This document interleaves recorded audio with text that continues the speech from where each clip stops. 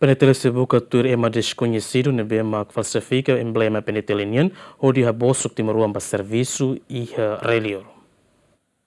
Comando Polícia Nacional Timor-Leste, Lihusi, Direção Serviço de Investigação Criminal Terçané, realiza conferência para a imprensa relaciona a agência Balo neve falsifica emblema PNT linha e a certificado onde a bosok Timor-Wansira atuba serviço e relior. Porta-voz PNT, Superintendente Polícia João Bela dos Reis, Husuba Timor-Wanhoto atu labele fiar informação neve dadão ne espalha e a mídia social, tamba documentos ne falso. Atu forratene va cidadão hutu e hane Ema Balo produz ela certificado falso, lorenaram PNT e depois haunhanaram henava assinatura, falsificação da assinatura completa.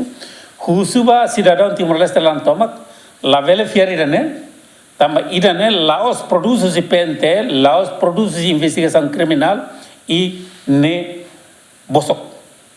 Ne bosok idane maluk servele tau hene, dala rumah lori comandante geral naran, lori é mais importante ser Sérgio Naran, agora tautan hau Naran ne informação bosok, la verificar. PNT se bukatur ema desconhecido nebe mak falsifica documento hirakne, no tuir informação nebe mak polícia hetang, certificado ne produz usi centro esquema nebe mak localiza iha nação Myanmar. Equipa cobertura, GMN.